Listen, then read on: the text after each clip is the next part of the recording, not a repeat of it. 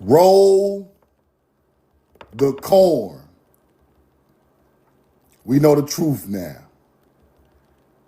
Peace to my beautiful people from this beautiful land. I love you. And I'm in love with you. Hit the like button. Hit the share button. Put where you're from. And put the corn in the chat.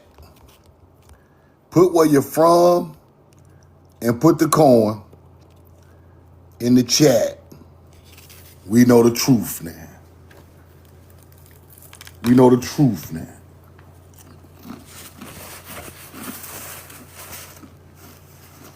Kentucky, what up?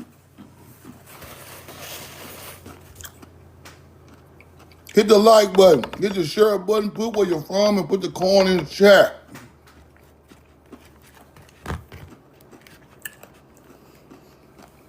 Look what I told the hunter-gatherer in the DM. Look what I told a hunter-gatherer in the DM. Galil at the gun. Roll the corn. Hit the like button, hit the share button. Mississippi. What is your language? Galil at the gun, roll the corn, you hunter-gatherer. That's my language. Look what I told a hunter-gatherer in the chat, in the DM. Y'all excuse me, I'm finishing up my breakfast. While I was finishing my breakfast, I had to tell a hunter-gatherer my language. Hit the like button, hit the share button, put where you're from, and put the corn in the chat. We know the truth now. Ask me my language again. Ask it again. This is what I'm going to tell you. Galil at the gun. Roll the corn. We know the truth now.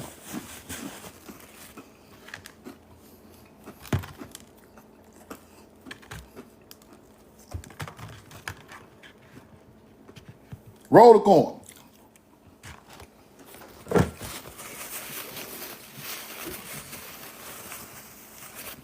You don't want to know my language. Because your language was made in the 1940s and 50s. By some more hunter-gatherers. Roll the corn. All right. Big Dream, what up?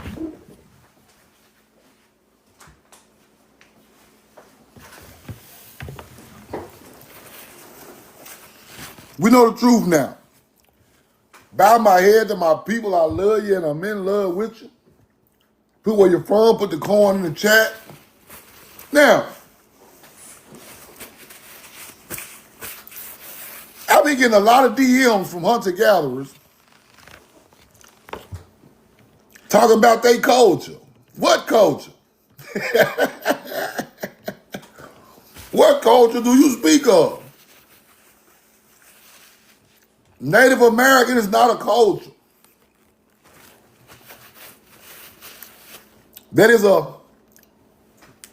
That's cultural assimilation. That's what that is. You guys are assimilating the culture.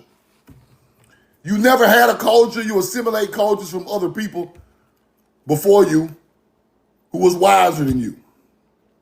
That's a fact. Y'all assimilated the feather. Y'all assimilated all the firebird, the phoenix. All that is assimilated. So, only way for y'all to straighten it out. Only way for y'all to straighten it out is to tell the truth. If you tell the truth, you take the lie off of your culture. If you just say, we know the truth now. We got this from melanated Indians living on mounds, and we done what they done, and we live like them on the land and survived. I'll show you respect. If you tell the truth, I'll show you respect, Native American. But if you insist that your people created this, you lying. You lying, the truth ain't in you. Roll the corn. It ain't in you. Now, let's keep going. Roll the corn. Let's go look in the Bible for something I want to show y'all. A little bit of stuff that I find that I just like to show y'all, right? Now, Samson said, with the jawbone of a donkey, I ain't gonna say the word, with the jawbone of a donkey, have I slain 1,000 men. With the jawbone of a donkey. Jawbone of a donkey slew 1,000 people. Slew 1,000 hunter-gatherers with a donkey jaw. Roll the card. This is in the Bible. Samson fought for his people with a donkey jaw and slain 1,000 hunter-gatherers. Right? I ain't got no moderators no more. I'm just messed up out here. I got to block them myself. Roll the call. It's all good. With a donkey jaw, slain 1,000 hunter-gatherers fighting for the tribe. Right? Let's go look. Let's go look around.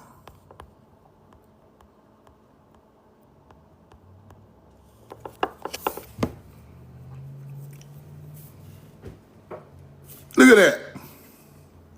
American Indians, the only people to use jawbones as a weapon. The only people on the planet to use jawbones as a weapon in ancient times. Samson used a jawbone and slain 1,000 hunter-gatherers trying to messing with his people. They talking about Americans, people. These are stories that come from Mary. All of these stories come from Mary. Let's go back and look at that one more time for the new people. Let's start back off. Roll the corn. Samson said, with the jawbone of a donkey, he have slain 1,000 men. See that? Roll the corn. American Indians are the only culture that use jawbones of an animal as a weapon. Native Americans got this from us. Native Americans got that from us while they run around with a jawbone, acting like, used to call it jawbone. Roll the court. This is our culture. This is ancient melanated people's culture in America. That's who Samson was, a melanated person. Let's keep going. There's little stuff I find I gotta show y'all. There's little stuff I know better. That you can't be teaching that dumb shit. Now, through research, swords were used in all throughout the America, 3 different types of swords. Metal swords, obsidian blades, and bone swords, right? Bones of animals, right? Used in the Americas. 3 types of swords. Let's keep going.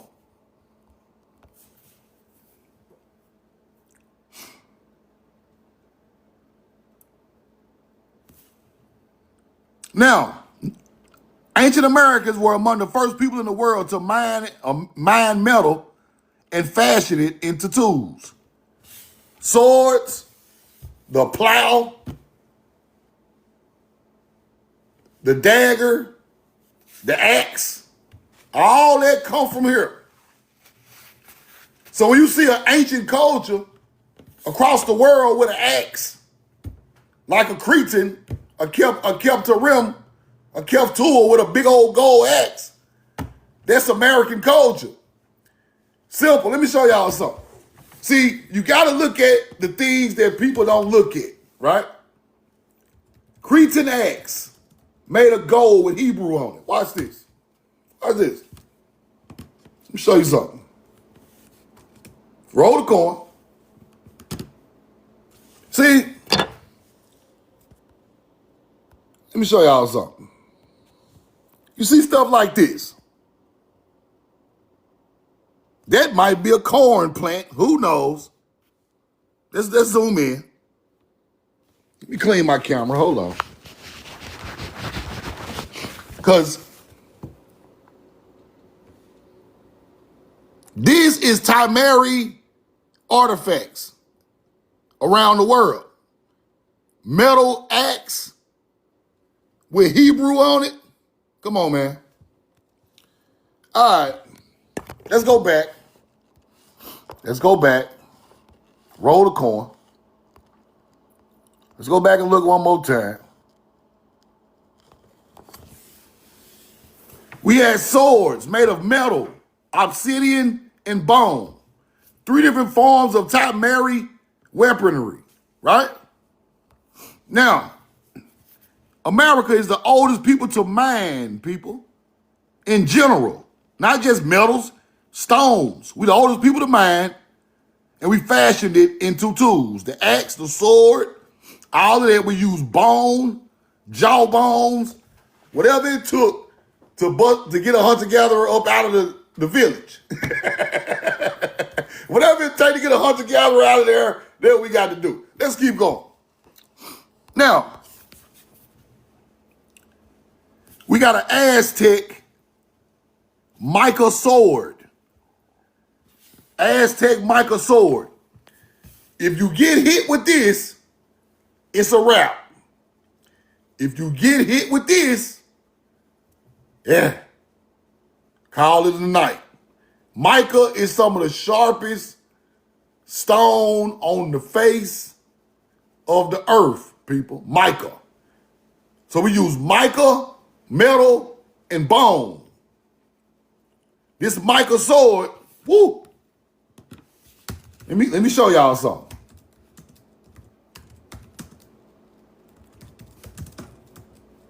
Very, very, very sharp, right? Mica, very sharp. You can cut it extremely thin, and it's razor sharp, and it won't break. You can cut it extremely thin, and it's razor sharp, and it won't break. Aztecs were found with this, with bed of Hebrew right on it. See that?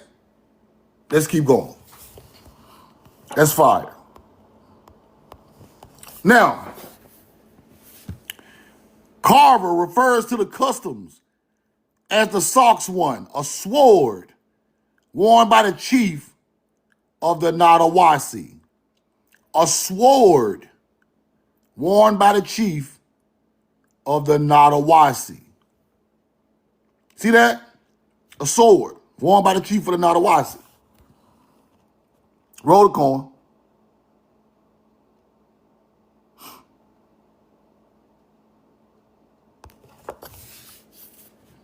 A man and woman of the Nawasi. Melanated, Atigamis. Melanated, a chief of the Nawasi wearing a sword. Melanated, Nawasi. Let's go back. Because don't think I'm talking about no Native Americans on my channel. I'm not talking about Native Americans on my channel. Move along. It's like, y'all ain't even in the history. Roll the coin. Nawasi, swords. Nawasi, melanated people. Interesting. Where are the natives? I don't see them. We created the metals. We are the miners of this land. We created the metals that made the sword. We went in the ground and pulled the metal out that made the sword that the chief had in his hands. Roll the coin. Let's go back.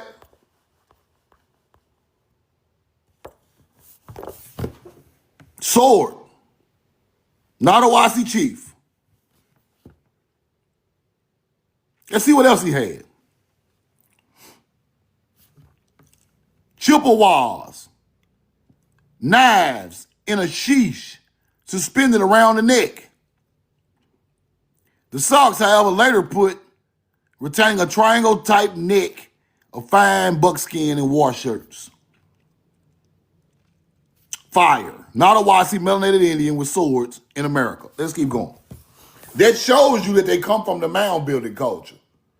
That teaches us that they come from the mound building culture, because the mound building culture is the culture that took copper and bronze and other metals to the other side of the world.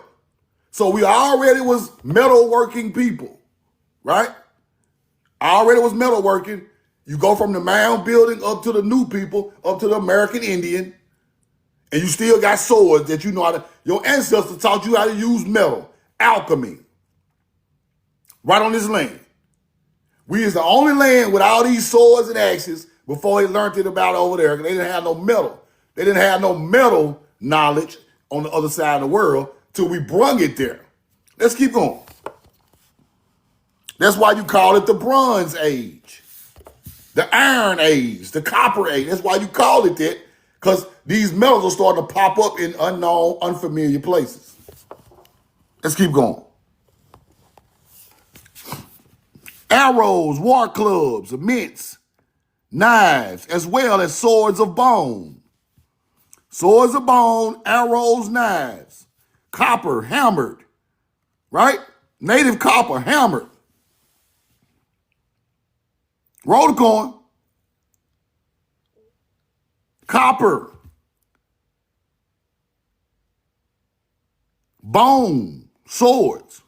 This is our culture. Let's keep going. I want to show y'all that.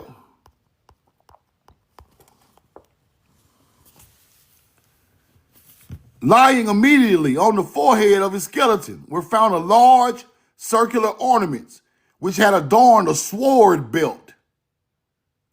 A sword belt, people. Compressed of copper, overlaid with plates. We kept the dagger in our sheath, right?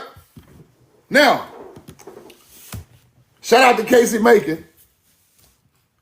Now watch this. We kept a dagger in the belt, right? Roll the coin. Keep a dagger in the belt, huh? Let's go look at some more people who got that. That is a culture, people. You must know that. That's a culture. That is a culture.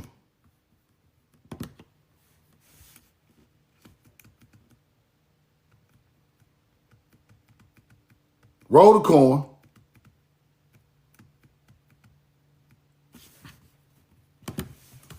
Let me show y'all something. Because a lot of this stuff don't change over time. These people done this for a very long time. Very long time.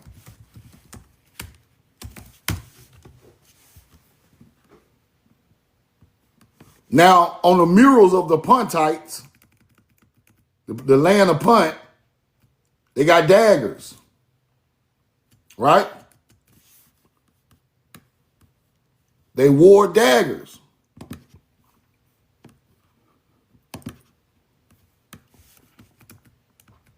Roll the coin. Trying to find a picture for y'all so y'all can see it. Now, Puntites are Americans. Puntites are from Timaria. That's where Egypt was coming to mess with their kinfolk, right? Getting goods from Punt. Puntites. Look at that. Same thing as Egypt. They all kinfolk, people. They all kinfolk. Roll the coin. They all kinfolk. Now, I'm about to find that dagger mural for y'all, but let's keep going.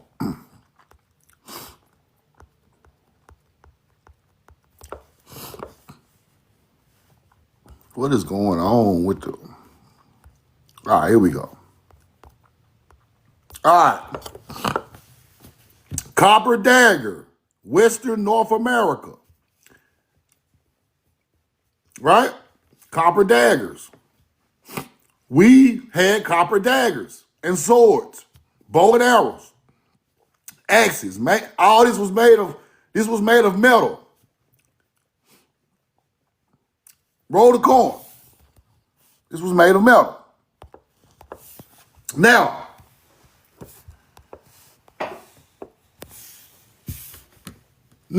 hold on. I got to show y'all something. I got to find it because I don't like to tell y'all something and don't show you, right? Now look at this right here.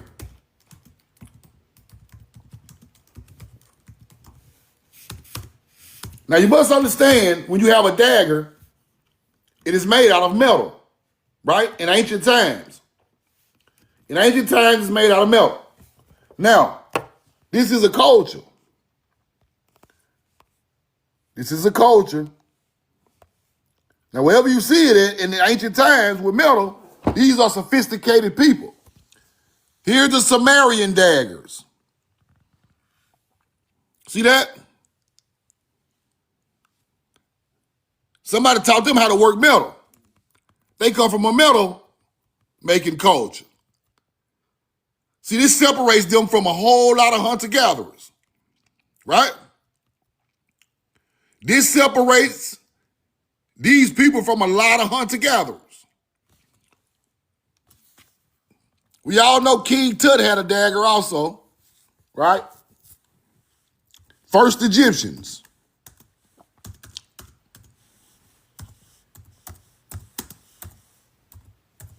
It's not so much about the dagger, it's about the metal, people.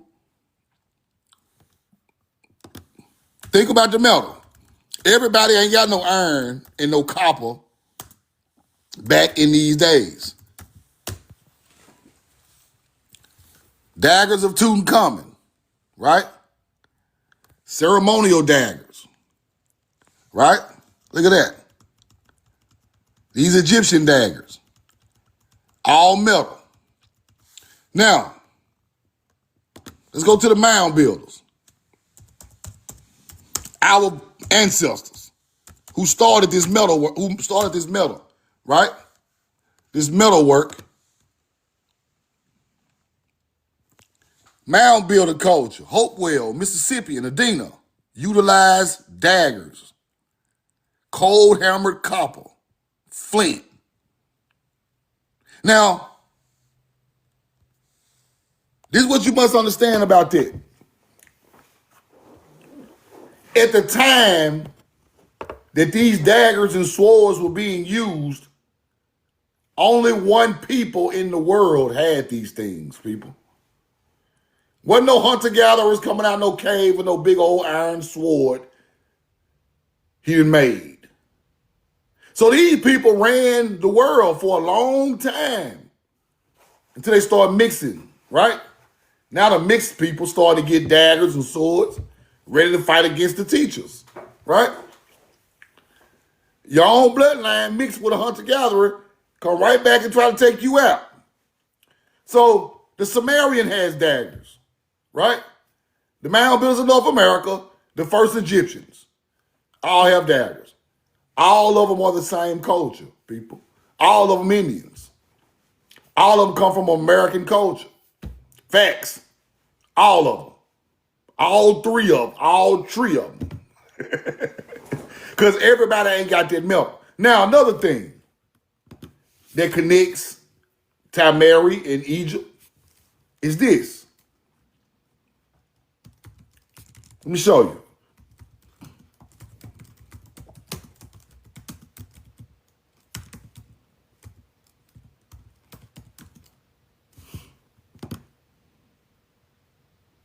Now, this for sure lets me know who these people were and where they come from. This right here. This is an elite receipt. Evidence suggests that Sumerians and other early Mesopotamian cultures had access to meteoric iron, which they used to craft rare items, including daggers or fragments of blades. Sumerians had meteoric iron daggers. See that? That's a elite receipt. Now watch this. Did Egyptians have it? The first ones have meteoric iron. Yes. Egyptians possessed daggers made of meteorite. Let's come back over here. Let's come on back home where it all started. Let's come back home where it all started. Let's see what we have. I'm over here. Highly valued iron meteorites. See that? Ceremonial objects. Now, we talking BC times now. Meteoric artifacts, Hopewell. Now, that's an elite receipt because the people who are using any type of meteoric iron or metal had to play with it in alchemy to learn how to shape it, right? This is a metal coming from we don't know where, but everybody is using it, right? Chief, what up? So the mound builder created the meteoric iron artifacts. So when they move into Samaria, they already know about it, people. They're more advanced by this time. When they first get to Egypt, they're using meteoric iron daggers. That is a culture.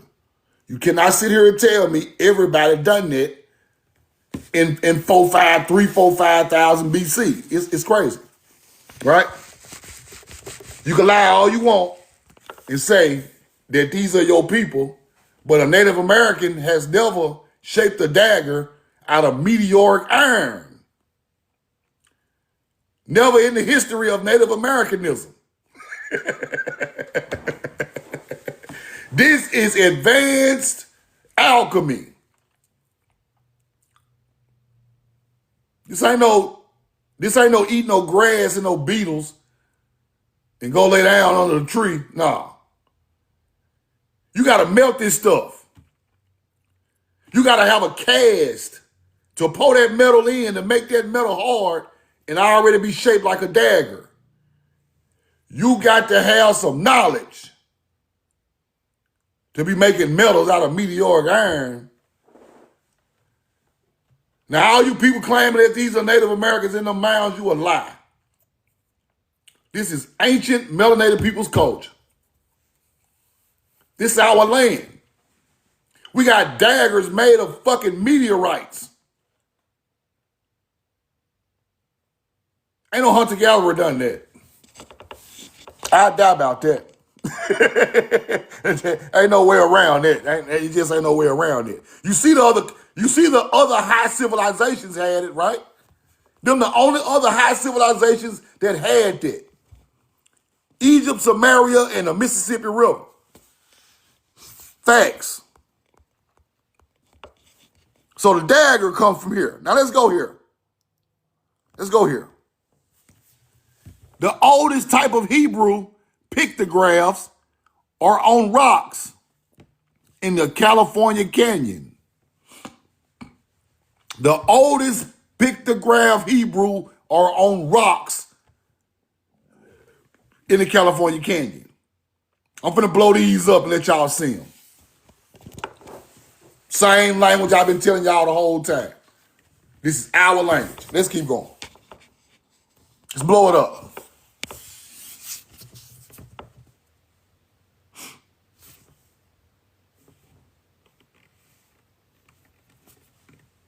See that? A yin, a lif, kuf, horizon of the sun, mem, hey, man, all Hebrew, written on the canyons in California. Facts. A yin, a lif, man or hey, quaff, the horizon of the sun, on the horizon, mem. Mu comes from mem. When a Greek tell you about mu, he got that from mem. Don't listen to the Greek words. Go back to the original words. When they speak of Lemuria, the land of Mu, it's talking about right here. It ain't sunk. This is the land of Mem. That's where you get the land of Mu from. Ain't no island sunk that we got on no boat and left. We were created on this land. Now,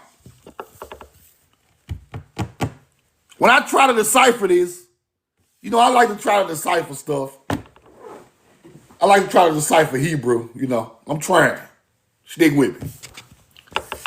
Now, a yin is I see, I understand, I perceive. A yin is I see, I perceive it, I understand it. Once I understand it, I have divine wisdom. I see and perceive, I understand. Religion don't want you to see and perceive and understand. They just want you to follow what they tell you. Don't follow your own eyes, what you perceive and understand. Just follow what a random ass made up hunter-gatherer said. The people who see, perceive, and understand were deemed to be evil, right? Because they didn't go about following the crowd. They went about what their ancestry told them. You see to perceive and understand, then you react to it. Now, I perceive to understand. Behold the shepherd, the steward of the land. Behold the cattle, right? Horizon is some type of future event. The waters are coming, chaos. Now, this is some type of prophecy. That's why I told y'all yesterday. Real prophecies come from nature, people. This is a real prophecy of water being in this area, or we had cattle and shepherds here. The future predicts water to come.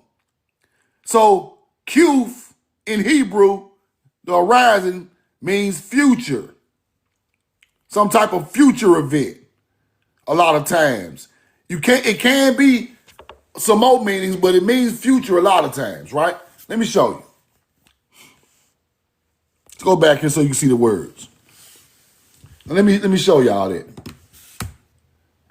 Now I start to understand this stuff a little more, and they took this stuff and made it a whole religion, right? Because all these words are used with Jewish people today.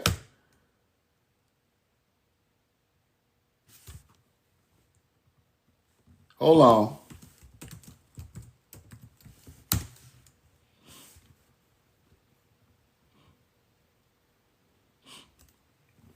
Now, as you see, I see got the future, right? The future. Let me show y'all. Like I said, I like to show y'all what I'm talking about. Now, the Hebrew letter Q, 19th letter of the alphabet, is associated with the future. The future. Primarily through its symbolic, numerical, and linguistic connection to time, cycles, ultimate long-term endurance, time and a cycle. Now, let me show y'all where Qf come from. Now, our ancestor was so smart. The first time had to come from the sun on the horizon. The first time had to come from the sun moving across the horizon. When it's at the top of its height, there's noon going into nighttime, right? Now look at the glyph. Look at the glyph of Qf. Let's go back and look at it. Look at the glyph.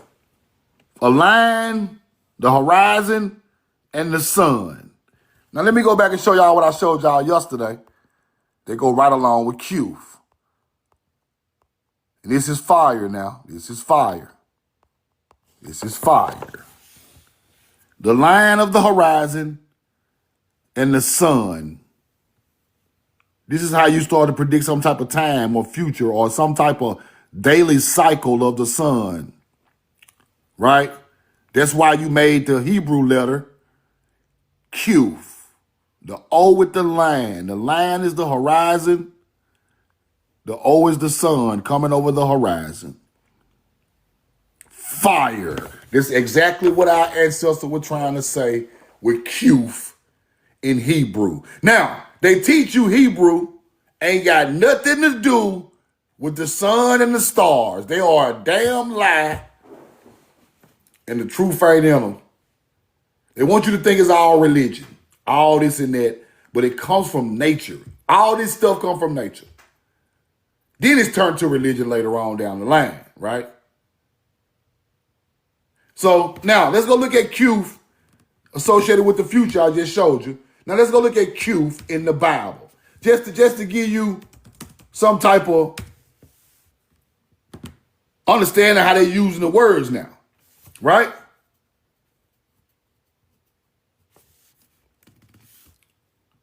Roll the coin. Qf, rising early to seek him. Qf is rising early, rising early.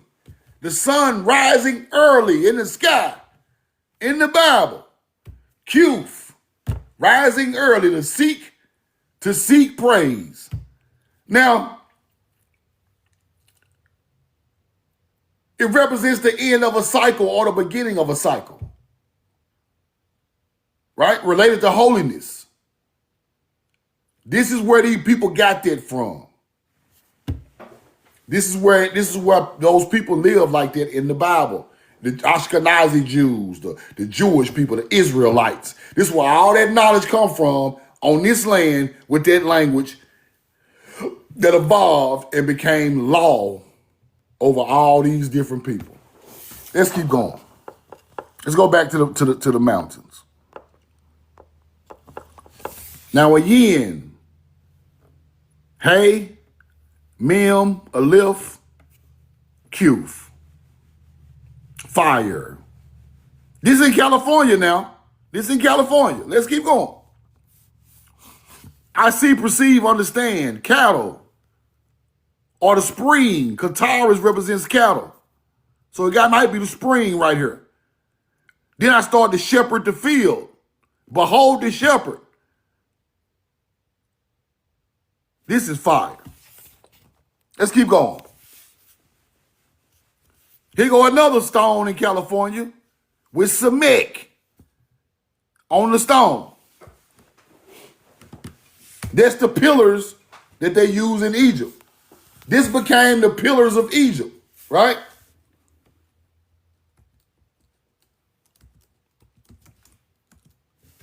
Now, Samek meaning in Hebrew, right, symbolizes support, protection, divine area, divine care. So when you see this, it's in a divine area. Our people live there, they roam there, they praise there. There's fire. to nature now, not to the religion. They show respect to nature at this spot. So this spot became holy ground, right? Semek, the pillar of holy ground. Now, look at how it looked like a pillar. Now let's go to Egypt. Because I'm showing y'all where this stuff come from in Egypt. Pillar in Egypt. Divine area. Same meaning, watch. The sacred pillar. The backbone of the god Osiris. Upholding the heavens. One specific pillar or two in a divine area. You say rather than one specific divine area, the whole thing was divine. They're trying to tell you. So when you see this in Egypt, it's the same meaning as Semek. It's the same meaning as Semek, right here. Roll the coin. See that? It won't even show me the pillars. Hold on. Let me get a picture of that. I want y'all to see a picture of the pillars in Egypt.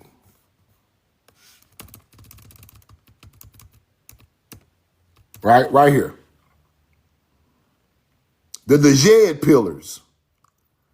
It's Semek. It's the same thing, people. It's the same exact meaning.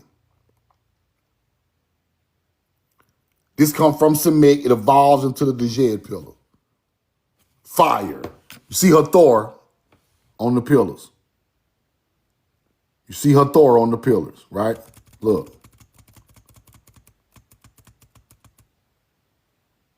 Now, why is this interesting picture? This picture right here, I'm glad this picture popped up right here. I'm glad this picture popped up because I want to show y'all something.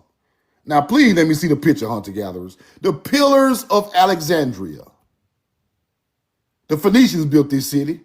The Sidonians, the Timeri bloodline of Hebrews. Now, why is this so interesting, Truth? Why is this so interesting? Look at the Sphinx and look at the pillar. This is a Hebrew pillar, people. Why is a Hebrew pillar about an Egyptian-looking Sphinx? Why is the Hebrew pillar about a Sphinx? It's all the same people. It's all the same people. They want to separate this as Egypt and this as Israel. They're the same people. That's where they fucked us up at. They want to just say, oh, this Egypt.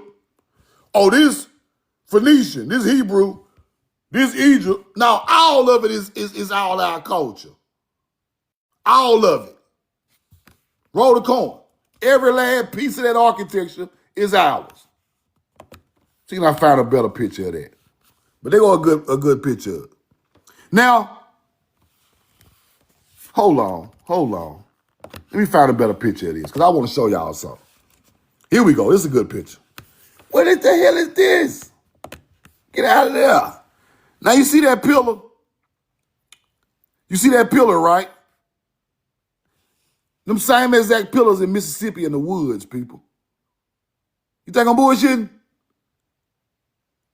That's a Hebrew pillar. Okay.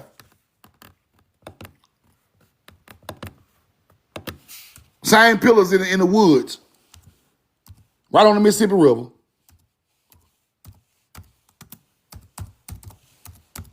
Let me show them to you.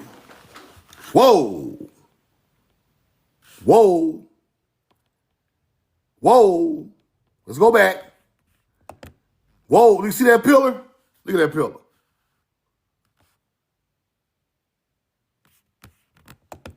See that pillar? They go back and found one in Mississippi. Watch this. Whoa. Who you think building this stuff? Let me blow this up. Roll the coin. Mississippi. Don't think I'm just making this shit up. The same people built this, the bloodline, built it right here. Right here. That's a fact. I'm showing y'all real history. my loved ones. This is real history. You have to go by the architecture. You have to go by the culture. You got to go by what they built, what they used, the stone, the metal, the astrology, the falcon, the hawk, the snake, nachas, nachazin people. Nachas gave hunter-gatherers the first apple in the Garden of Eden, and they made nachas evil. But nachas is the snake people. Them are people. That's why they put it as a metaphor in the Bible, right? The nachas, the snake, brought the apple to Adam and Eve.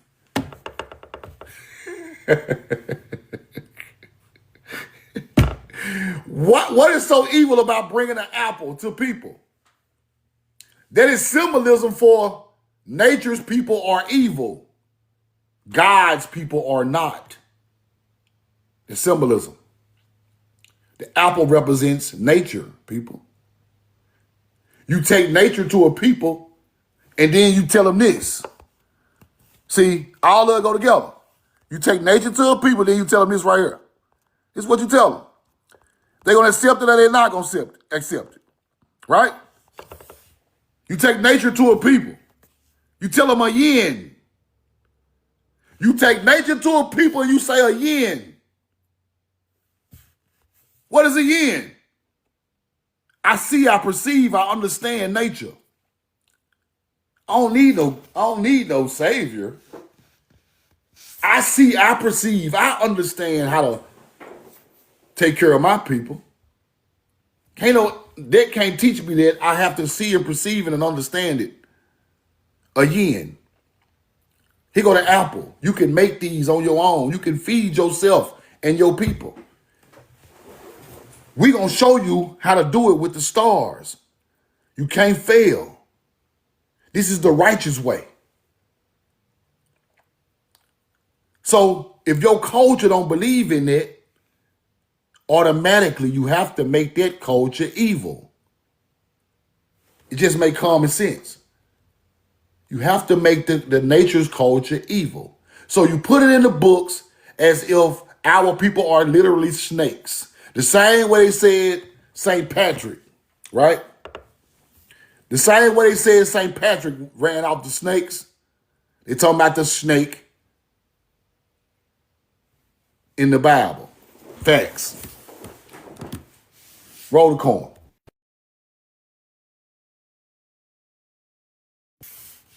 Now, put a 2 in the chat. Put a 2 in the chat. Put a 2 in the chat. Put a 2 in the chat. Let me show y'all some stuff before I move on.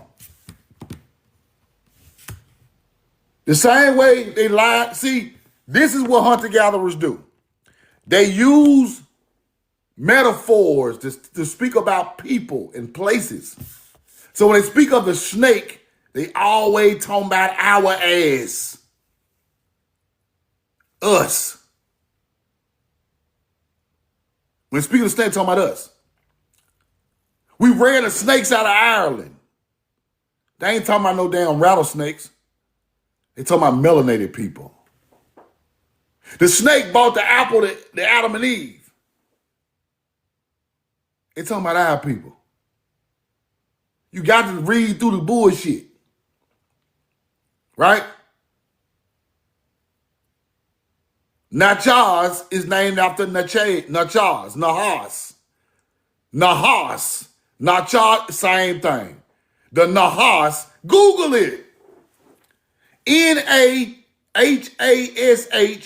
the snake, bought the apple to Adam and Eve. Google it. Nahas. In Hebrew, that's Nachas. The serpent people.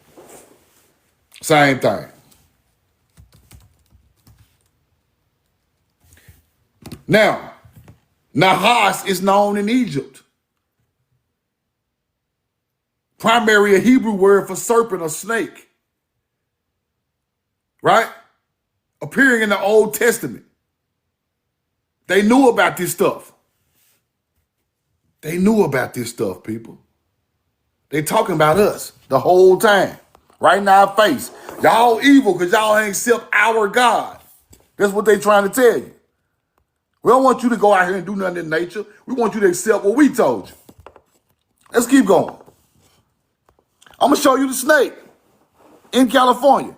Now, this is a Semitic equivalent to the Daggers pillar in Egypt. Let's keep going.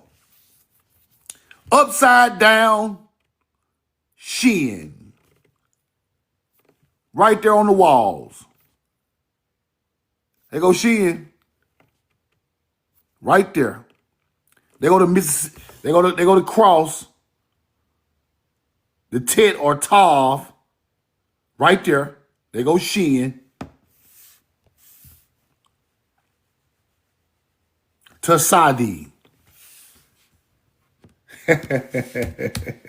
Roll the corn. It's right on the wall, right in America. Now watch this. Tasadi means righteousness, humility,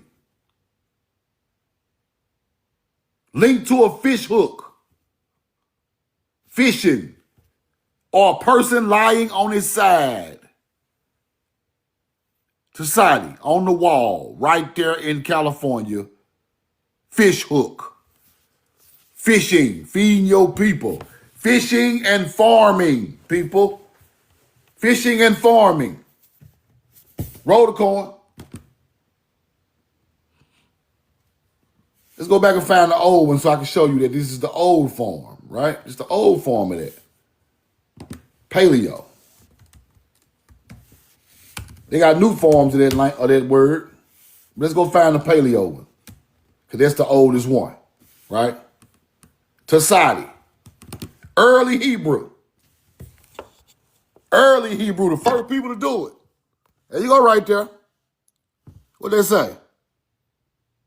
What they say, big dog? The first people to do it, not the second, the third, or fourth generation, the first generation. Now, they go back, right back to California. And let me show it to you again, because you will never forget this. There you go right there. There you go right there. Right there. The first form of Paleo-Hebrew in the world, Craig. This older than Egypt. Way older than all that shit across the water. This is the first language of that matter. Now let's keep going. Way older. Let's keep going. The ram, the goat. Fire. Let's keep going. They go Semitic again, right there. The pillar, the divine place. This is a divine place when you see the pillar there. This is a divine place. Don't come over here playing. This land is divine. Don't come over here playing. Don't be doing no goofy shit over here. Don't do Don't do nothing stupid on this land. This is divine. Right? That's what they're trying to tell you. Don't come over here playing. Off with your head. You play on divine land, off with your head. That's why at all the Egyptian monuments and temples, they got the pillar. It's divine. Let's keep going. There's Cupid again. The horizon with the sun. There it is again. There it is again. The horizon, sun. This word became quafa, kappa, all of that, right? When it got to Greek, it became kappa and all of that. Roll the coin. We know the truth now. Let's keep going.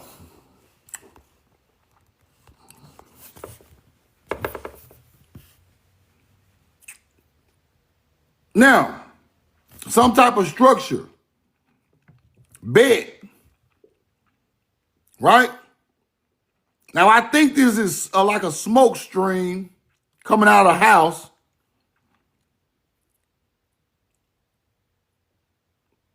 Now,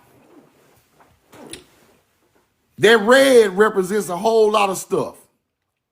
The hunter-gatherer took it as blood. The hunter-gatherer took it as blood, but that's red orca, right? That's red orca. That's exactly what that is. Let me show you.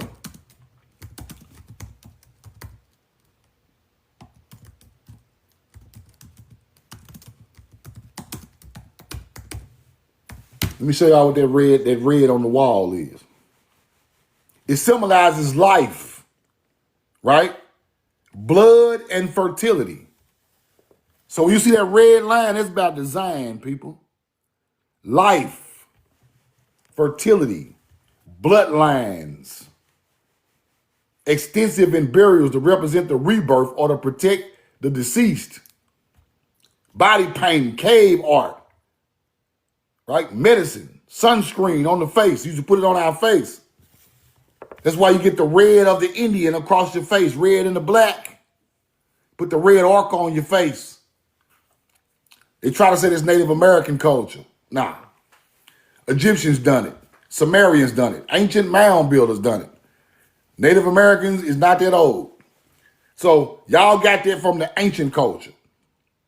When you see Chief, what's his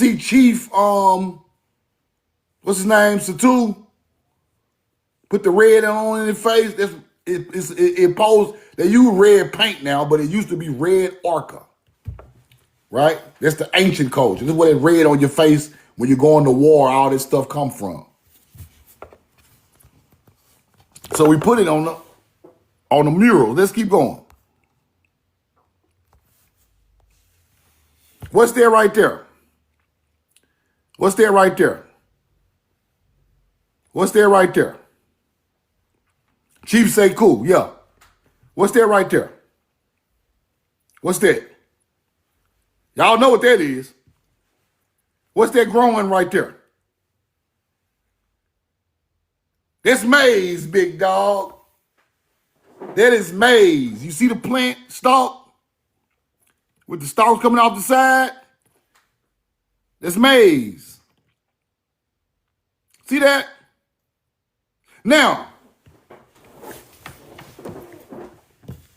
you see it? Look at it good. Now, this is ancient glyph of corn. This is an ancient glyph of corn. See, this teaches us a lot. This teaches us a lot. Because that same glyph is in Egypt. That same glyph is in Samaria. That's a fact.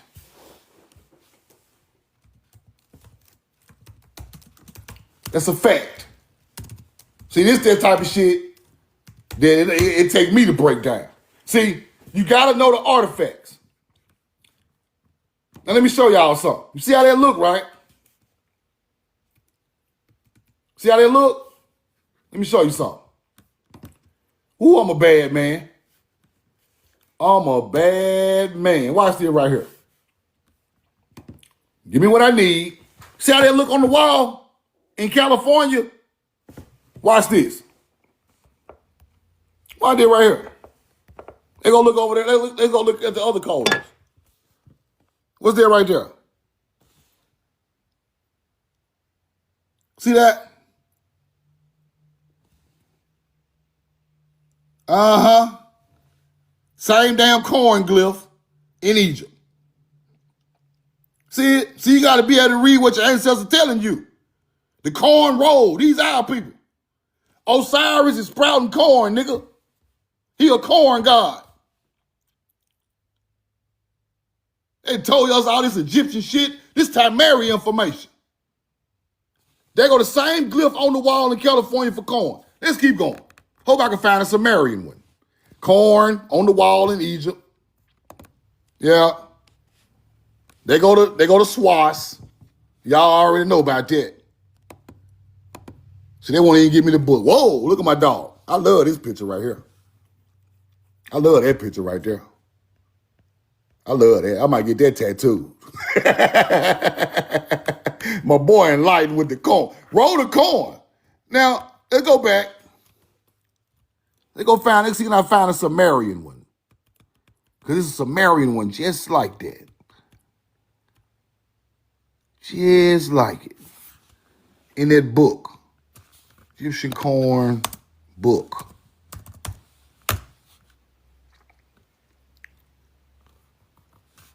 Hold on. See can I find it. Because the Sumerians got the same symbol. Now, this is interesting right here because, as you can see, Osiris sprouting some type of vegetable, people. Corn. Right in the spring. Osiris resurrects with the earth vegetating green in the spring. So when Osiris resurrects in the spring, he sprouts corn. You get it? When Osiris resurrects in the spring, he sprouts corn. This is the same story as the Jesus resurrection. That's a fact. Look at that. He watering the corn. Look. My boy watering the damn corn right there. Look. See, y'all gonna stop playing, bro. Stop playing. Here go the real one right here. Look at that.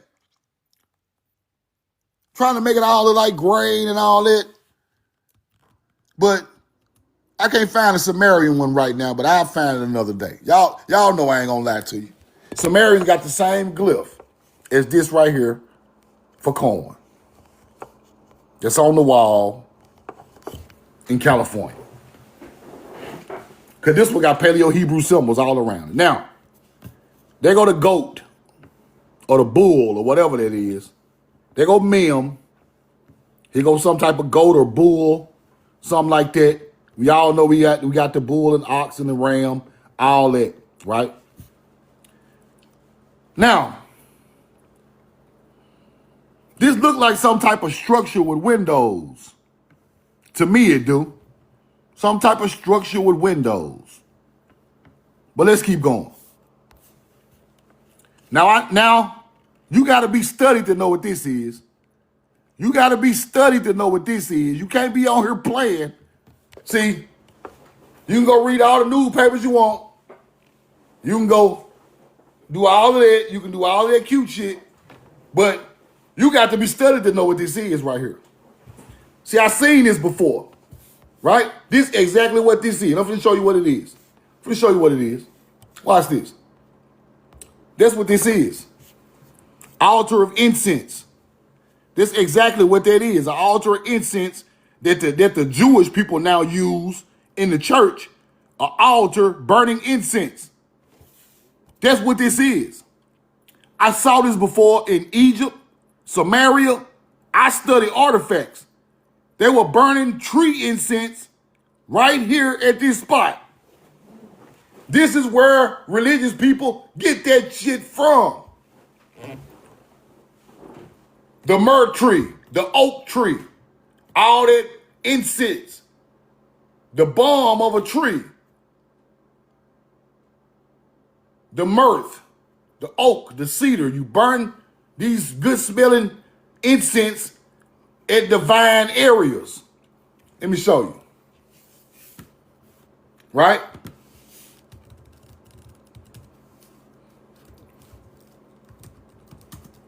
That's exactly what that is.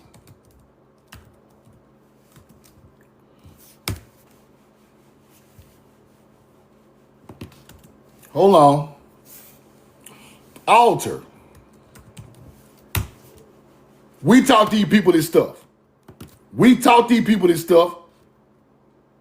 Egyptian incense altars were essential tools for daily temple rituals.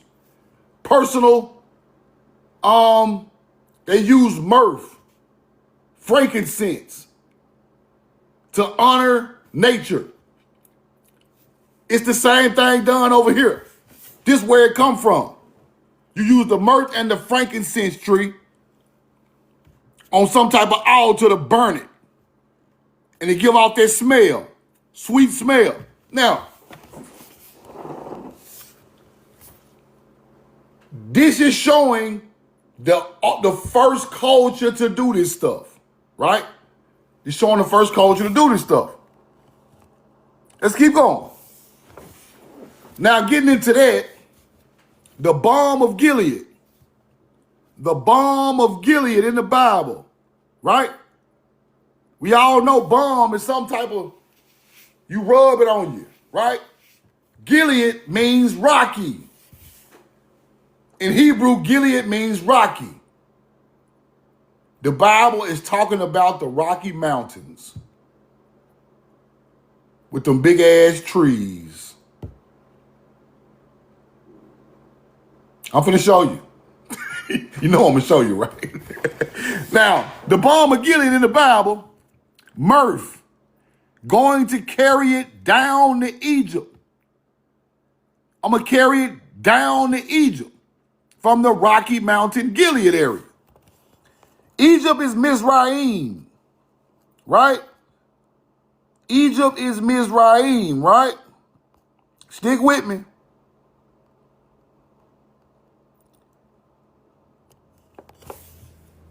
If this is Mizraim of America, the Rocky Mountains right here, right up in here, we're going to take it down to Egypt. We're going to take it down to Egypt from Gilead, the Rocky Mountains. Let's go back. Let's go back. Gilead. Now, y'all think I'm bullshit. Let me show y'all what Gilead mean now, so y'all won't think I'm just, I gotta show you. Gilead means rocky region.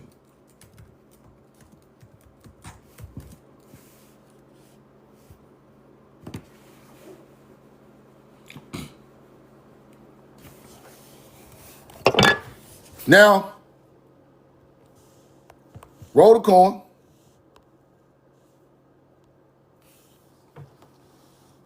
Gilead refers to the rugged, mountainous, rocky region located east of the Jordan River in the Bible. Rocky region, hard, rocky, mound of testimony, derived from the Hebrew word Gilead. That's where you get Gilead from, the land of Gilead. They acting like it's across the waters. Really, it's the Rocky Mountains. Now, if you leave Gilead, the Rocky Mountains come down to Mizraim. You bring it down to Egypt. Because Mizraim is Egypt. That's the real name. Right? Mizraim is a Hebrew name. That's what they don't want to tell you. Acting like Egypt is a Greek name. All the old names was Paleo-Hebrew names. That's a fact. Let's go back.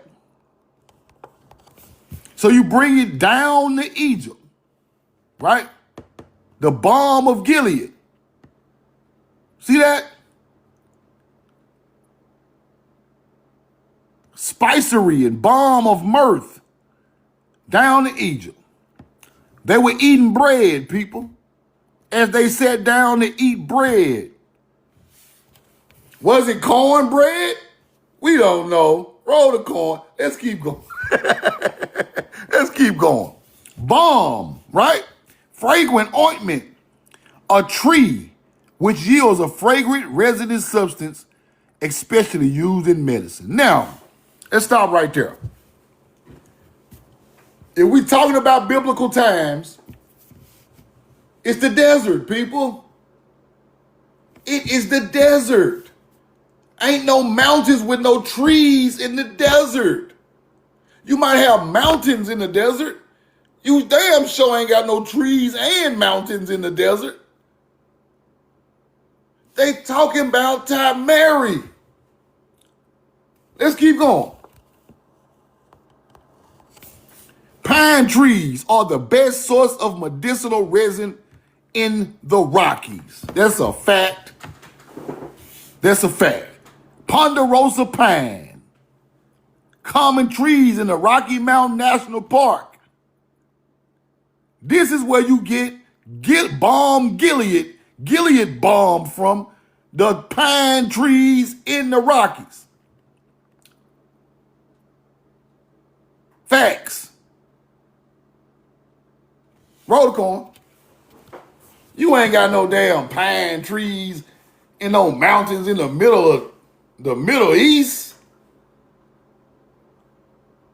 No. Ain't no resin over there. You gotta have huge trees to get resin. Huge trees just drip resin right out the side of the tree. You got them go get you a cup and get resin. You get the Balm of Gilead right from the trees at the Rocky Mountains. Take it right down to Arizona and Utah area where Miss Raheem at. Facts. Let's keep going. Here you go. 283 feet. World's tallest pine trees. Right there in the Rocky Mountains. The world's largest trees. You can produce more balm. Man, nobody get no balm out no little desert ass, poor ass tree. You ever seen a tree in the desert? It ain't got no water to even give you no balm. Olive oil ass tree. Skinny, dope fiend ass trees. You ain't getting no balm from no dope fiend trees. Stop it. Tree that damn thick. Tree over there like it's on crack. What kind of balm you getting out them trees? This where the balm coming from right here. Yeah. Oh, junky ass trees.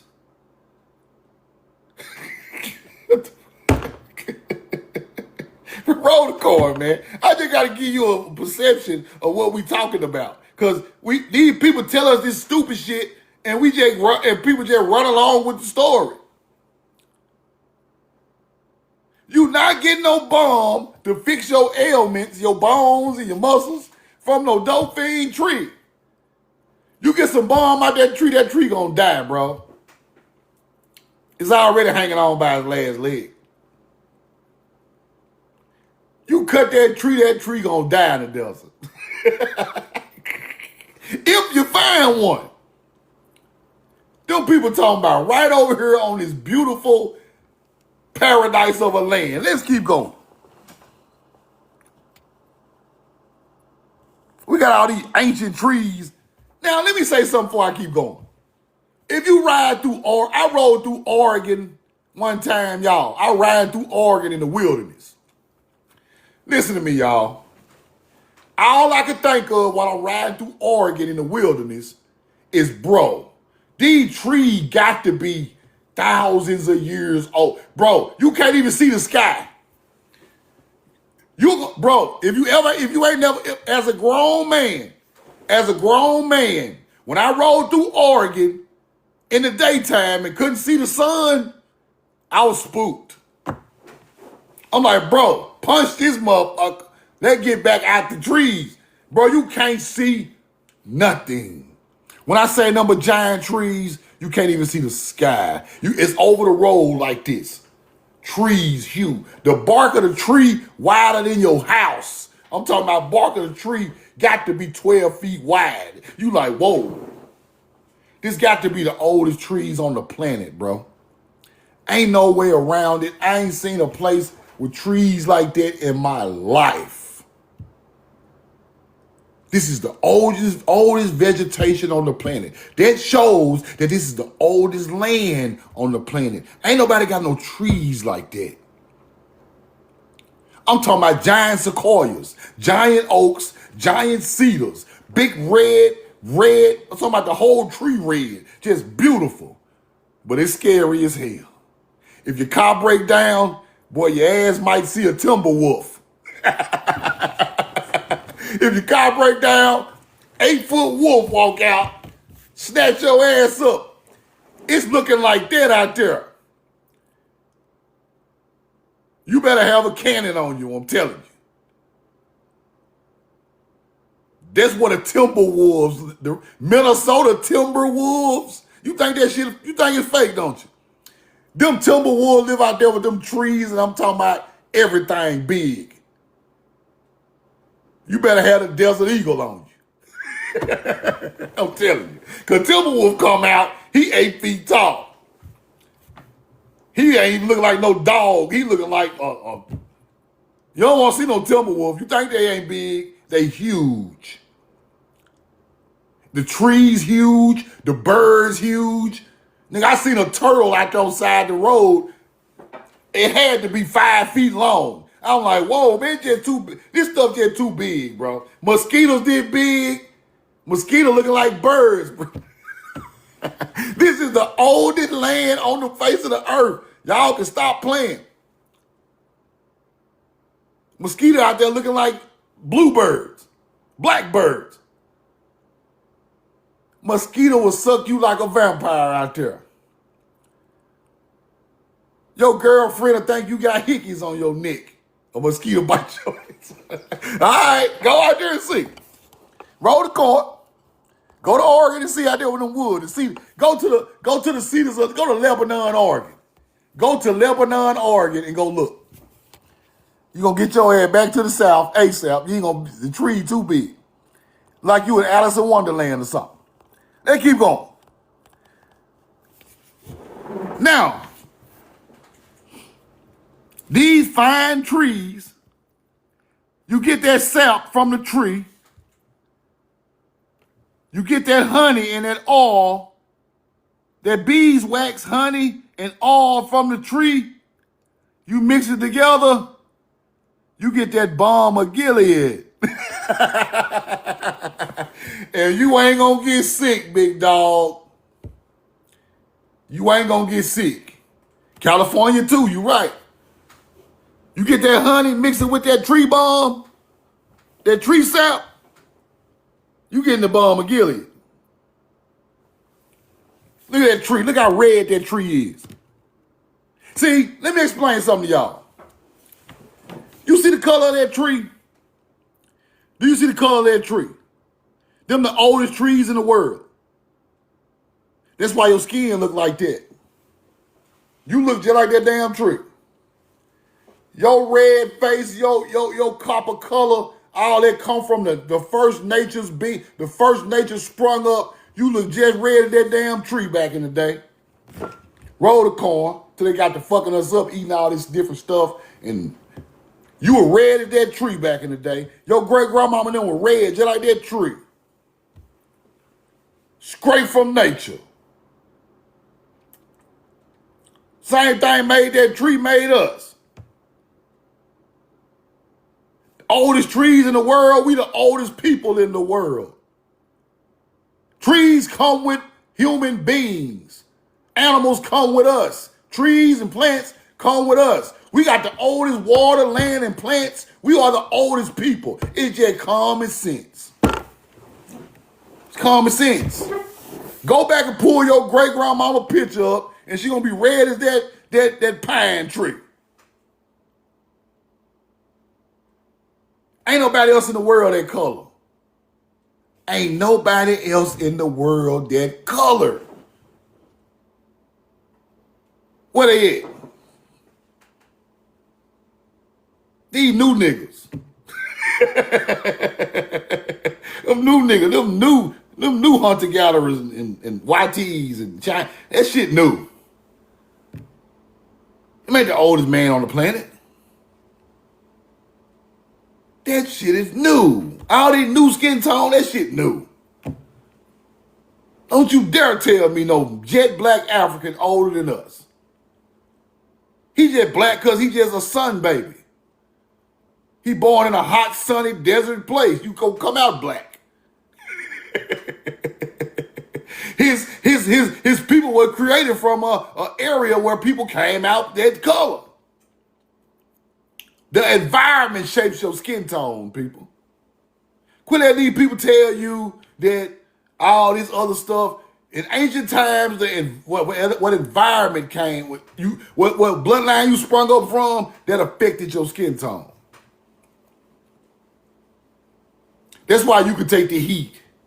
You can take cold. Africans can't live in no cold, bro. You put an African in Canada and let him live off the elements, he gonna freeze to death. He been hot all his life.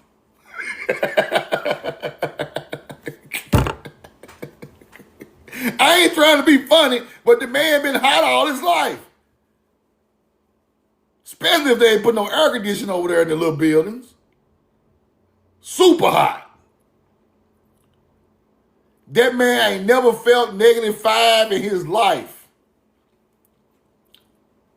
He feel -5, he gonna fall out, bro. It's over with. Now, all this honey and trees, all this stuff is from the land of milk and honey.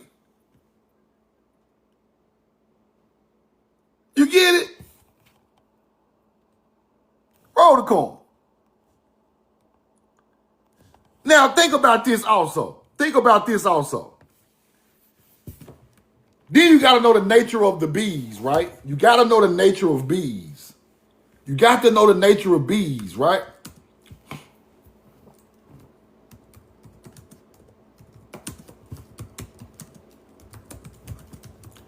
You must know the nature of bees to understand a lot of history also, right? Dark enclosed, hollow trees. Hollow trees is where bees build honeycombs, people. Big hollow trees. If you ain't got no trees, you ain't got no motherfucking bees. Roll the corn. This is not the land of milk and honey. You ain't got no trees to even have no bees. Bees grow combs naturally in hollow out trees. This is common sense. We got to get back to common sense, bro. We let these people think for us, we're going to be dumb forever. Roll the corn. We cannot let people think for us. You must think for yourself. Ain't no trees, ain't no bees, ain't no honey, ain't no nothing. This ain't the land of milk and honey. If milk come from cows, y'all ain't even got no animals like that. You ain't got no tree for honey, so milk and honey ain't coming from over there. Bro, listen, bro. I know some of y'all seen this. Bro. Did y'all see that dude who was a streamer? What's his name? Speed. Put a 2 in the chat if y'all know what I'm talking about when he went to Africa. When Speed went to Africa. Put a 2 in the chat. Y'all seen that? I show Speed went to Africa. Did y'all see the part when he asked the girl's daddy, what can he pay him to marry his daughter? What did he tell him?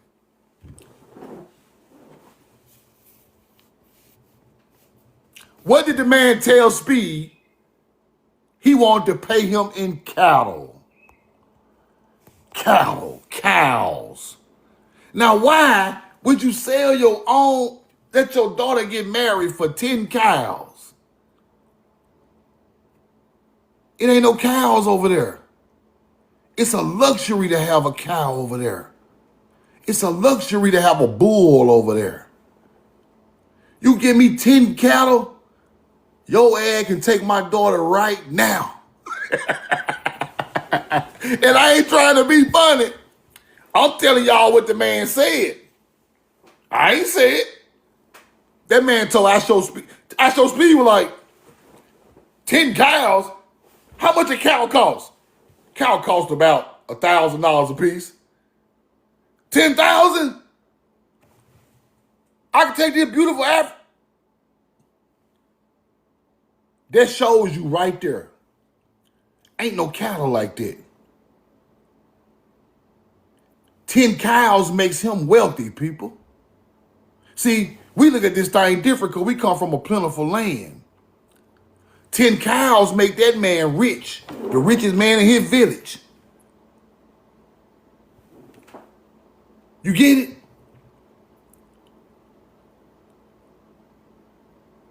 That man said he would let Asho Speed marry his daughter for 10 cows, bro.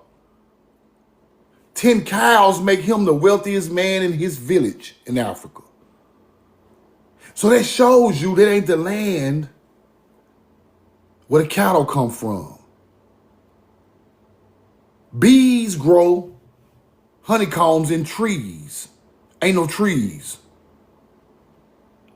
It ain't the land. It's over here. Facts. If I let my daughter marry a man for 10 cows, a cow has to be a luxury. I wish a motherfucker would ask me to marry my daughter for 10 cows. Boy, I'm gonna get your ass out of here. Roll the corn. It's a different culture. See, we just come from a plentiful culture. We don't realize that these things that they speak of are worth value and wealth to these other cultures.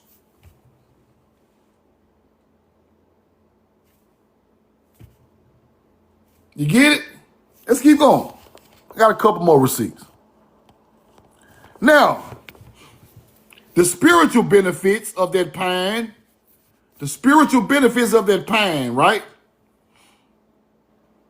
Positive energy to your space. You burning that pine sap, right? Connects you to Mother Earth. Connects you to people you love, right? Bring peace between warring tribes. That's where embalm the dead come from. We are the first people to embalm the dead. Embalming come from the balm of a tree. You get it? This is where mummification starts. That same balm of Gilead, the balm, the sap of a tree and honey, they used to rub that down on mummies. So embalming people comes from the balm of a tree in ancient culture, right? You get it now? Nature's people created that. This is how you preserve bodies. This is how you... So this is showing a culture of people using nature in all type of the first teachings. And you burnt it as incense. Egypt done the same thing. Egypt burnt the incense of the myrrh trees and the frankincense trees for after somebody died, right? It's the same culture. We done it over here. And then it talks about when they went to the land of Punt that they brought back myrrh trees, myrrh incense, frankincense incense. Let me show you. See, this is your culture. See, once we get back and tapped in with our culture, we can see it and understand it. Now, Egyptians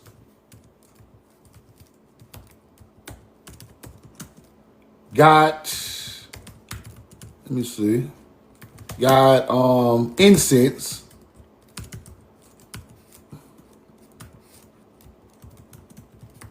from Punt. From Punt, right?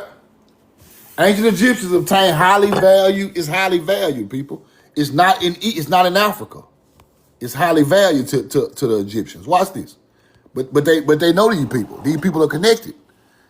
Obtain highly valued incense, particularly myrrh and frankincense. The land of Punt, a major trading partner likely located along the Red Sea coast in the Horn of, it's not in the Horn of Africa, that's Cap. Luxury goods, trees, gold, exotic animals. They come into Timeri, the Mexico area, people. Somewhere in that area. Highly valued incense. They don't have the trees over there. So the incense is highly valued when they come get it. California, all the way down to Mexico, got all the way from the southwest of America, got them trees, right? Now, when you go back in the ancient times and you start to look at like people who were embalmed, people who had the resin, see, that comes along with a Hebrew teaching, ancient Hebrew teaching. Let's keep going. Now, let me show y'all something else I've been studying, right? Now, we know that purple dye and that blue dye is different dyes that the Hebrew used, right? The purple for royalty, the red, the blue indigo, all of that. So I was reading about what the Hopi Indian used to dye things red, right? Because you already know the Hopi Indians are descendants from the cliff dwellers of the Southwest. So they was using this plant, right? Amaranthus. Hopi to dye bread. Hopi used this as a red dye, right? This plant right here, Amaranthus. Deep crimson foliage, flower. Now crimson color is in the books. Hebrews use some type of crimson colors. It was all different type of dyes. It was snail dyes and it was plant dyes, right? This is one of the plant dyes. Crimson on fabrics in the Bible. Now this is an American tree. Now crimson is rich, commonly used in linen, cotton, right? Fabrics in ancient times, ancient origin. They try to say it come from insects, but that ain't where it come from. Cause see, they tell you it come from insects because the area where the Hebrews lived in the Mediterranean Sea don't have none of this stuff. They ain't got the dye, they ain't got the tree with the dyes, they ain't got the murex snail with the dyes. So to switch history, they tell you it come from some type of worm. See, these hunter-gatherers will tell us anything. It come from red worms. Stop it. Who dyed a whole shirt red from worms? Hunter-gatherers, y'all got to do better with the disguise on the, Crimson Tide, Alabama. Crimson, they were talking, Crimson Tide come from football shit though. But it go deeper than that. But anyway, this is the real crimson, right? Let's keep going. The biblical scarlet, a vivid red dye derived from insects that live on oak trees. Cap.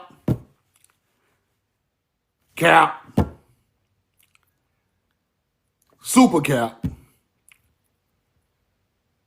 It is not the origin of that red dye. You know how I know that? These dyes were used in the tabernacle, right? The first holy places. It had to be clean, people. It had to be clean. So when you use the dye for the walls of the spiritual place, you did not use nothing dirty. You don't use no dirty ass bug to make no linen for the tabernacle, nigga. What are you doing? Get him out. Execute him.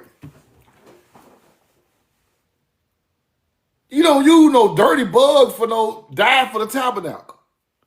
So these were spiritual places. And like I'm saying, it's not always about religion. It's just about a spiritual place, right? It turns into everything else.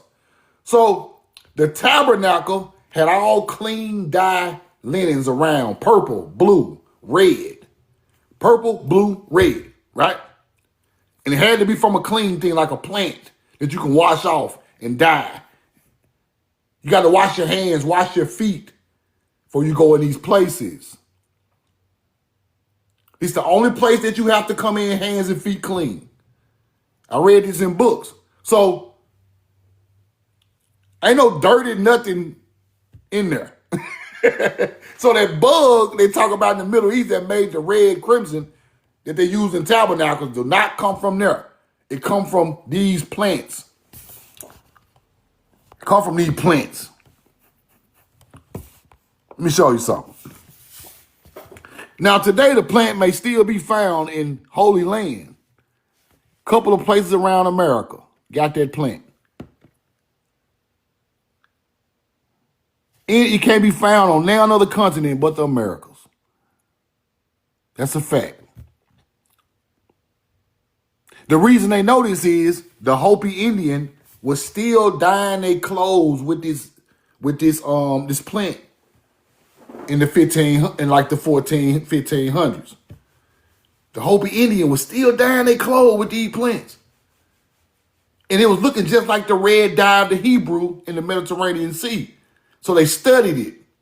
They found out what it really was, but they will not tell you that in the books.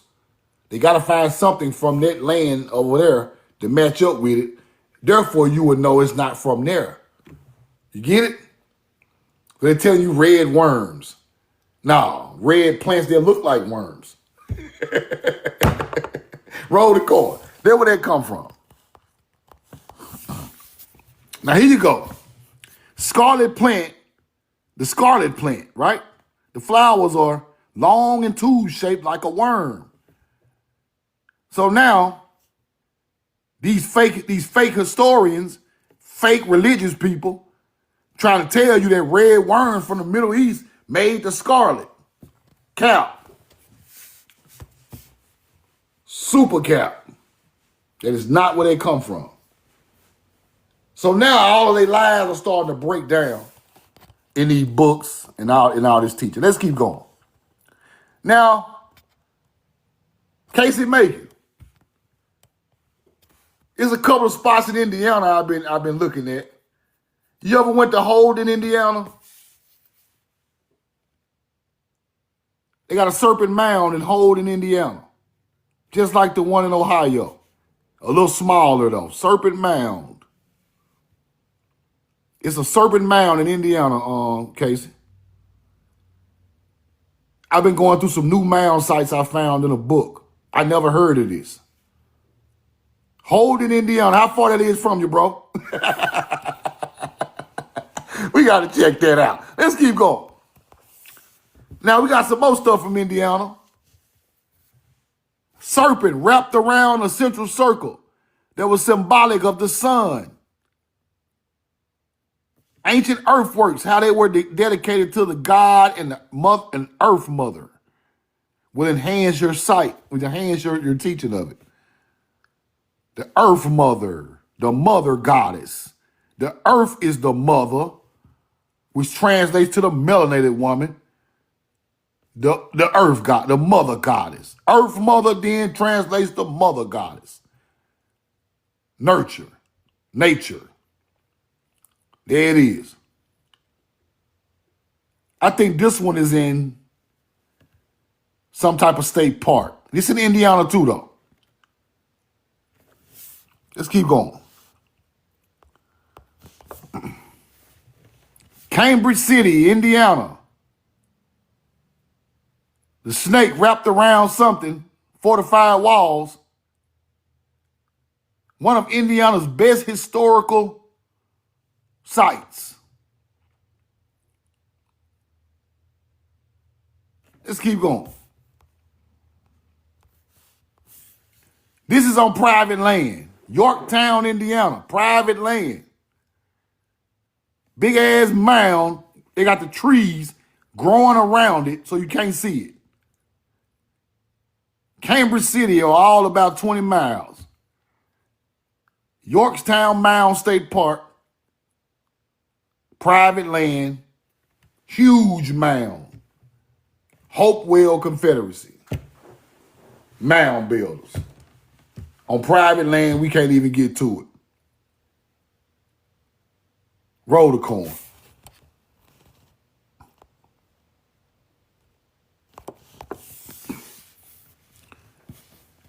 Now, this is an old paint of melanated Indians, right? Found at Brown University. Brown University has this in their archive up there in the Northeast.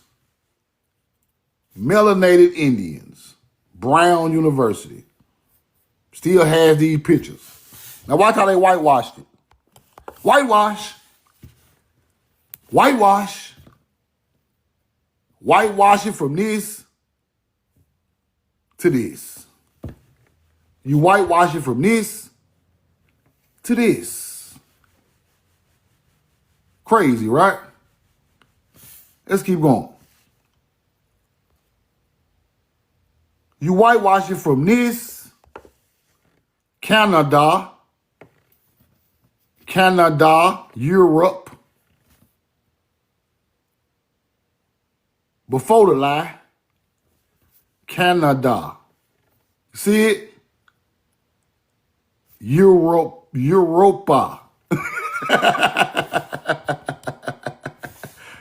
Let's go look at the whitewash. Oh, shit.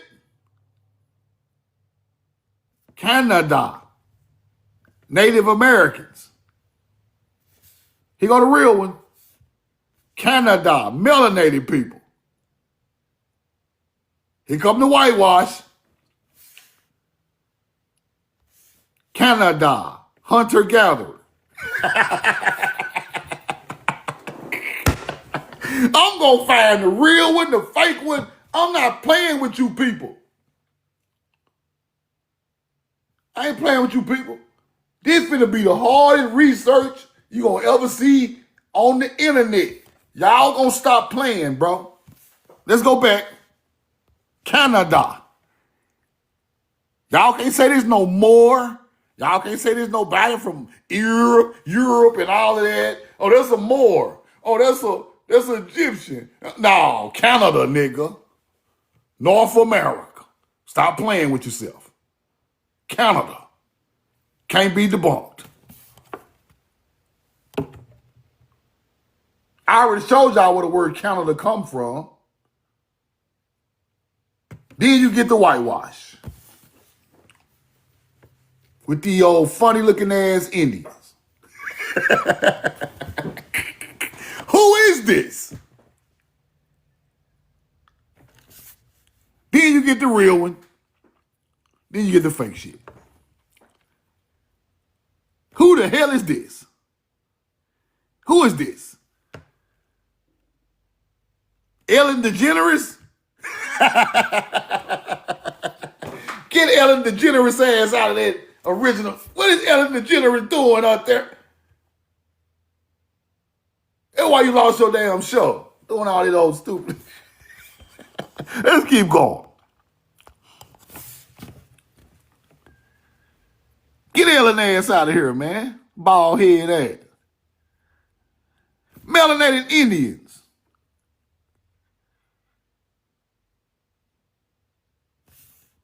Let's zoom in. Let's zoom in on that. OTTI Guam GAU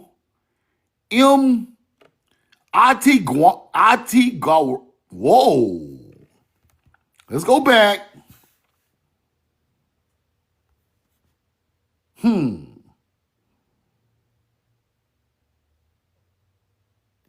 go back. Guami. Guami. You know I found it. Let's keep going. Whoa, there you go right there. Guami. That's a G. Nawasi. Guami. Melanated Indians. Roll the coin. There you go right there. Stay right up there about up here. Right there, right there. Nawasi, Atigami, Melanated Indians.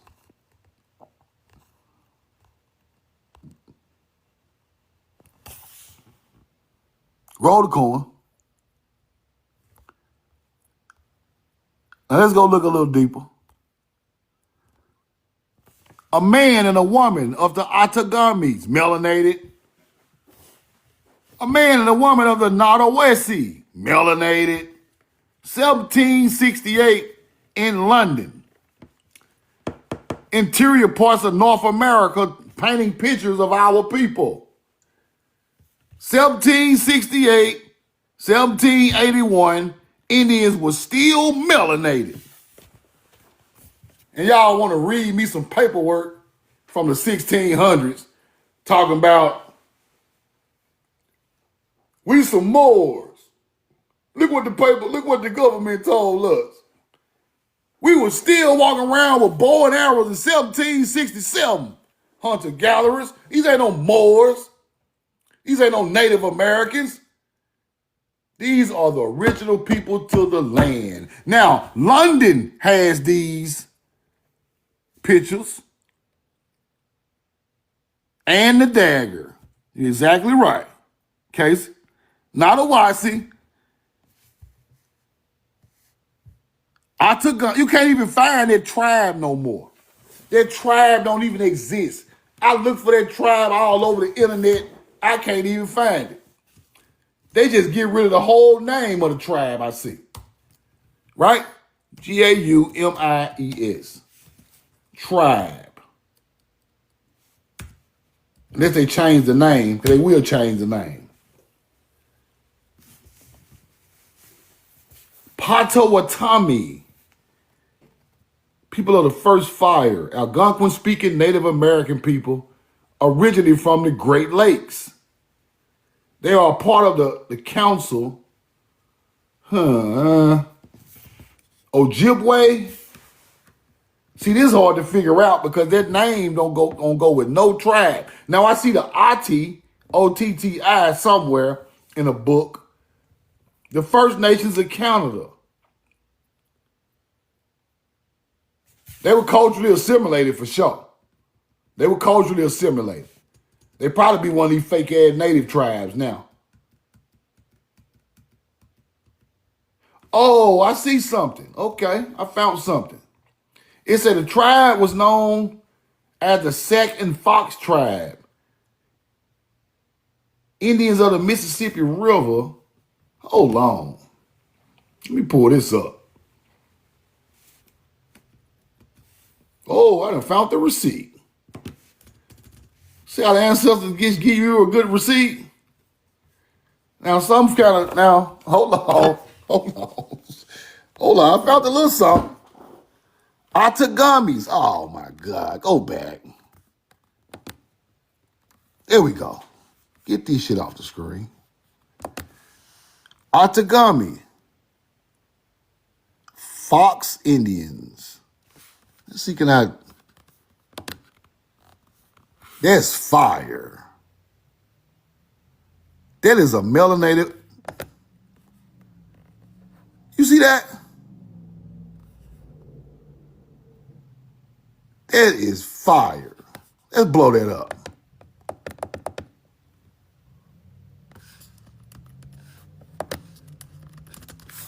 Hold on, I'm trying to see the bottom of what it said at the bottom. Hold on. Americanachi, Atigami. You see that? American Nachi. We all know Nachi is from Natchez, the snake people. See, that's how see, now we understand where this stuff come from. American Nachi, that's fire. I never heard of that one now. I ain't never seen the two words put together like that. So we all know the Nachi or the Natchez or the Natchezin is the snake people. And you all see how she look. You all see how she look. You all see it, right? Y'all just seeing it the first time I'm seeing it. That's fire. That's fire. That is fire. That's what I do this for right there. That's what I do this for right there. See how tall she is? You're exactly right. These come from the mound building cultures. Still tall, still 6'4", 6'5", 6'2". Women built forward tough. Built forward tough. That's fire. So that go along with this, right? Ata, Gami. Now I seen something about the Mississippi River on here too. I gotta see, can I pull it up the right way though? Let me see. I want to see the whole receipt. They won't show it to me.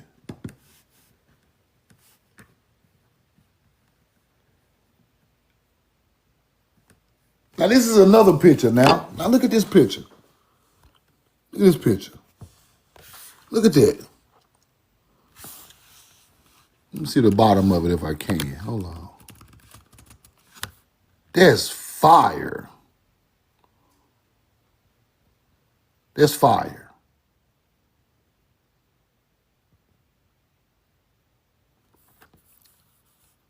I gotta find what they saying. I can't get to it, y'all. It's some type of, they got some Mississippi River stuff in here too. I'm gonna go back and find this. But that's fire. See, that's my first, I learn a lot at the same time as we learn together. Because I never saw these pictures, right? I seen the pictures in the book, but I never seen no live picture like that or that tribe. And that's fire. As you can see, they melanated people. She just bright skinned and the other one kind of dark, but them ain't no mongoloid people. Them Niji. Roll the car. Them Niji. So that's where they come from. Otter, Gamis, Nawasi. Watch this. To end all the receipts. To end the receipt, watch this. The tribe has a badge from which it is denominated as that of the eagle, the panther, the tiger, the buffalo, and etc. One band of Wafi, same people. It represented by a snake, another a tortoise, a third a squirrel, a fourth a wolf, and a fifth a buffalo. Fire, different tribes, different animals. Let's keep going. I'm gonna read this whole thing. Throughout every nation, they particularize themselves in the same manner, and the portion among them will remember his lineal descent. He will remember his lineal descent, and himself by his respective family. Do not many circumstances tell. I'm trying to read it because it's got the old Latin twist on it. Old Spanish twist, whatever it is. Tend to, I should be almost induced to conclude from the tribes and the particular attachment of the Indians to them that they derive their origin, as some have asserted, from Israelites. I'm going to end it with that. They have derived their origin, as some has asserted, from the Israelites. They are living like Hebrews, people. And they melanated. The Nadawami look like this right here. Right there.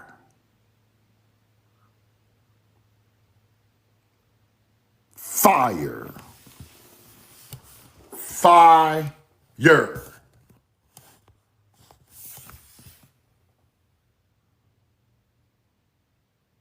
Israelites. Some type of Hebrew people. They derive their origin from some type of Hebrew people. It ain't gonna get no better than that. Elite receipt gang.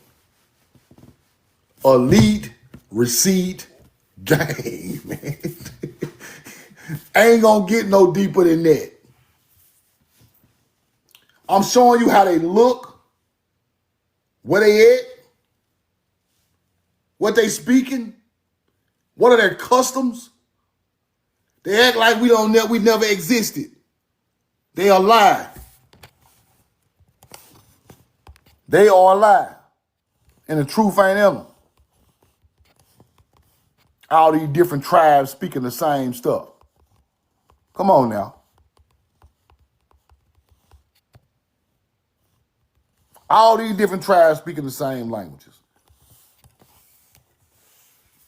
Any questions, throw it in the chat.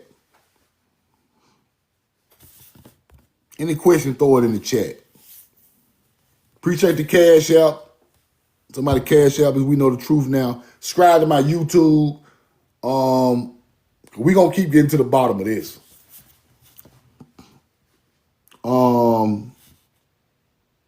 Hit me in the DM if you want some hoodies. You got any questions, throw it in the chat.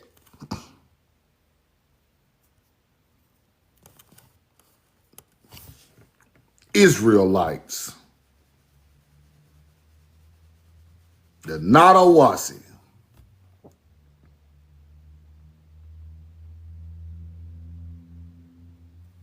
Fire. We had to go way to London to get the receipt. Way to London to get the receipt.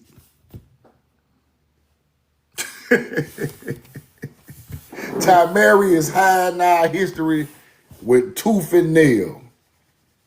This government, this corporation is hiding our origin with they hiding us, bro. They trying to hide our true origin. And I want you to know who you really are. I don't think nobody ever had that receipt right there. That might be the first time that receipt ever surfaced. I just seen a lot of receipts, but I ain't never seen that Nawasi receipt. I just found that last night in them London books.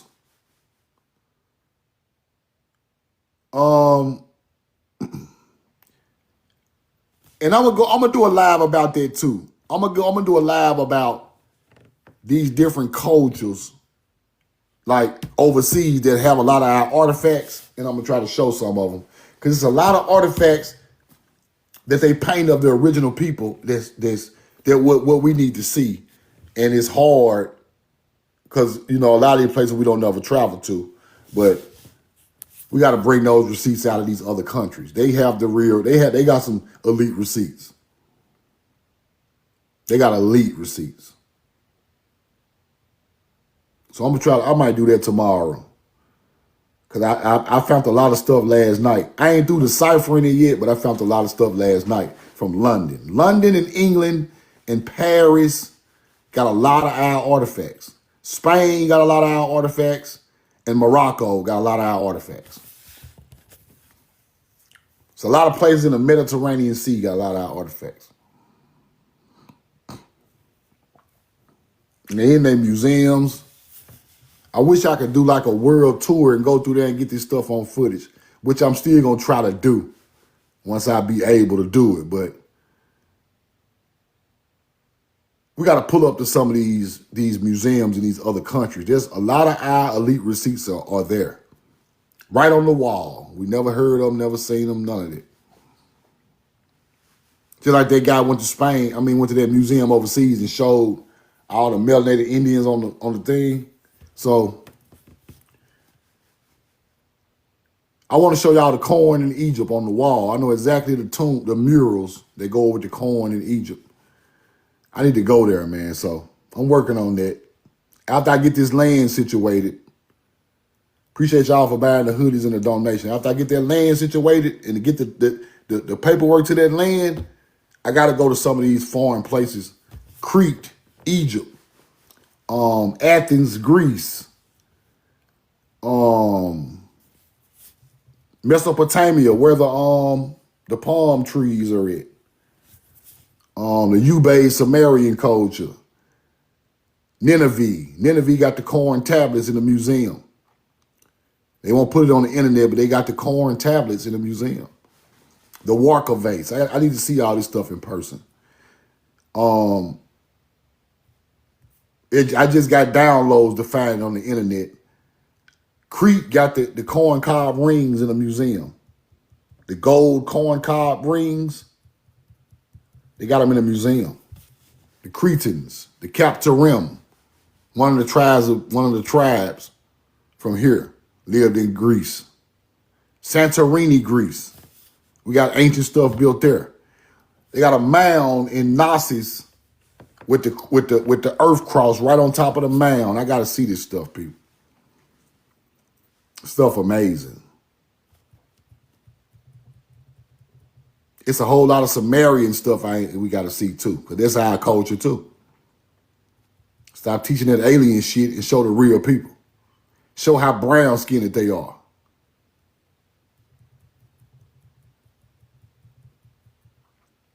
On the ancient building in Nineveh, where the corn tablets were from, they got a guy like a Sumerian, brown skinned, on the side of the building.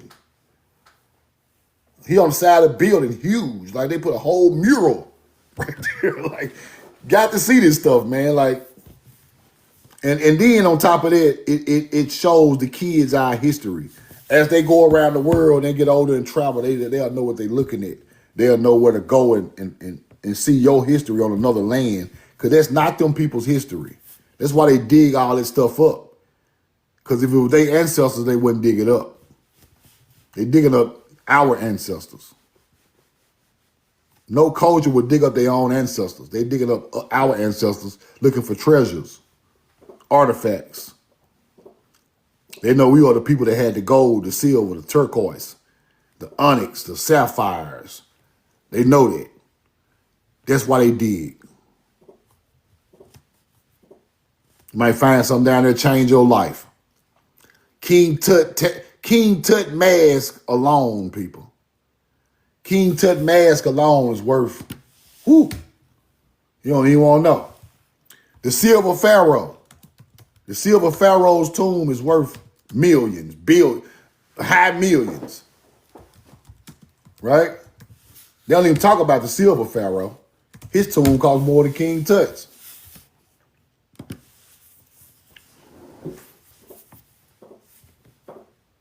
King Tut mask weighed 26 pounds, people. 24 karat gold. 22 pounds. Pure gold. You find 22 pounds of pure gold, some of y'all will disappear off the internet. Let me see what 22 pounds of pure gold is worth, man. 22 pounds of pure gold worth. Let's go look.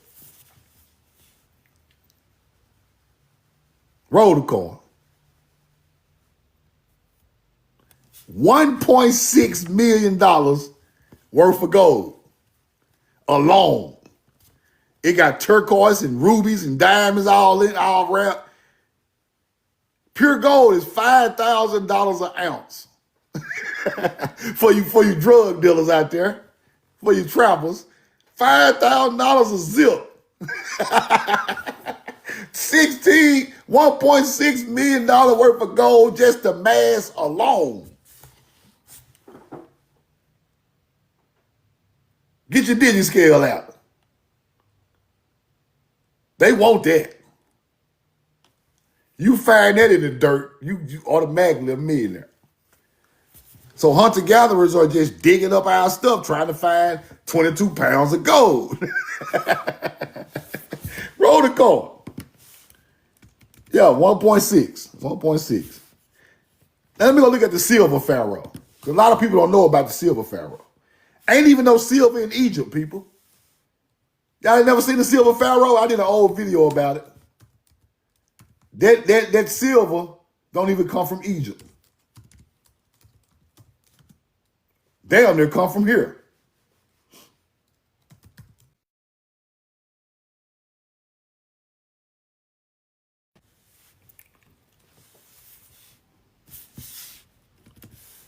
Let me see.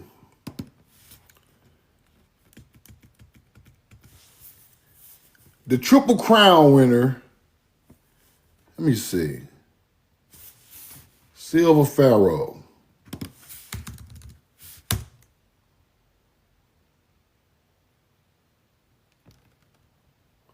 I'm talking about coins. I'm talking about the mummy.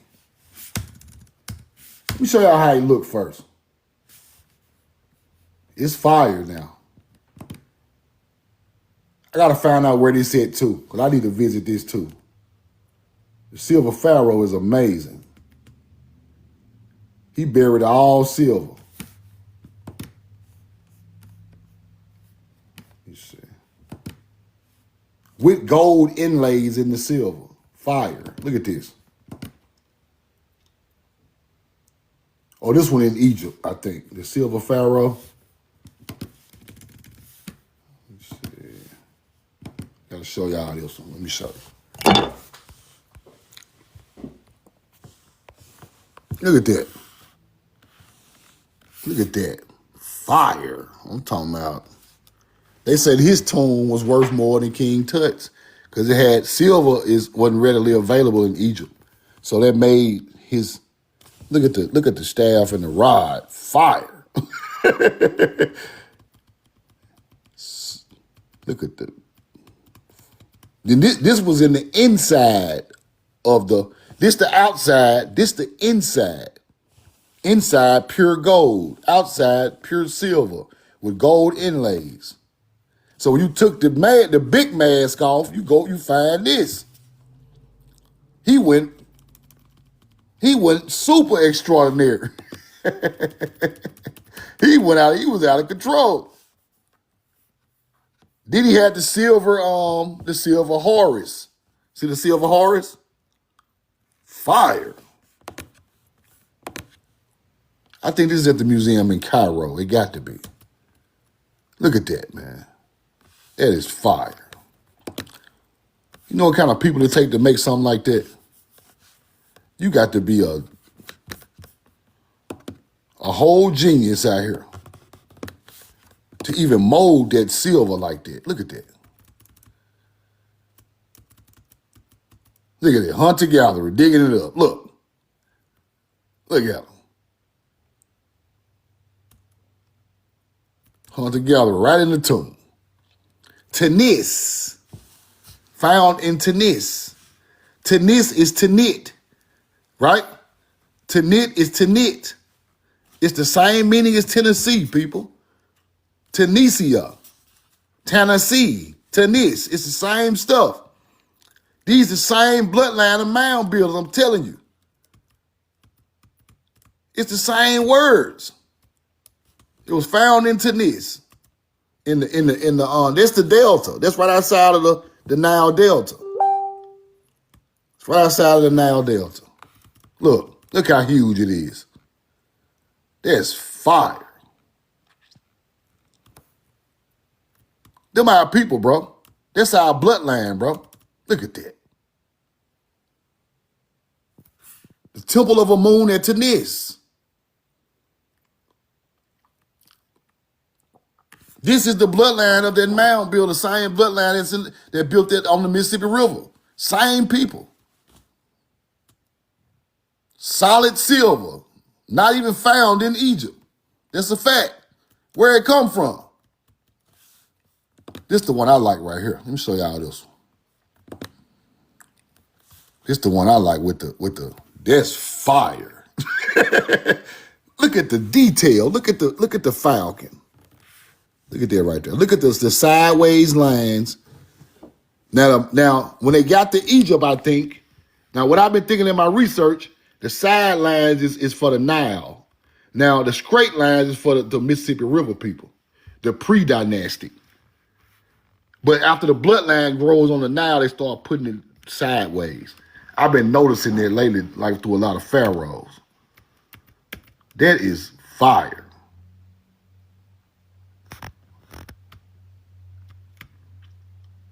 I gotta go see that one, bro. Now this the gold mask that was under the mask of the silver. This the gold one. Look at that. That is pure, the purest gold on the planet. Ain't no cut on that. This ain't no 10K right here. This ain't no 10K. It's 28. This that gold that you, if you hit it, it'll dent, right? Because it's soft. Look at that. Same pharaoh.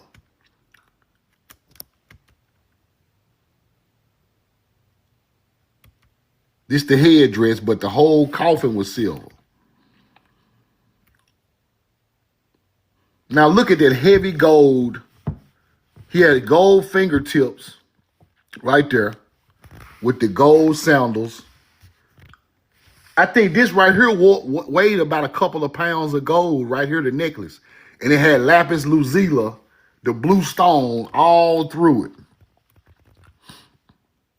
This the necklace now, the raw bird amulet. Look at the raw bird amulet he was wearing. This is why we the greatest people on the planet. Look at that. Fire. Ain't nobody else making that, bro. Let's go look at that last one. The two ladies amulet. Now this is the pharaoh's name right here. Susinis, the first. Susinis. Now this represents the king of Upper and Lower Egypt. The Upper and Lower Egypt, the bird and the snake, right? When you have both of them, you are the pharaoh of Upper and Lower Egypt. That's fire. I'm trying to figure out what this is right here.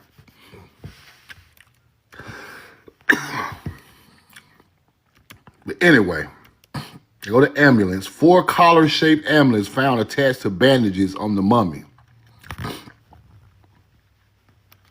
He was lit.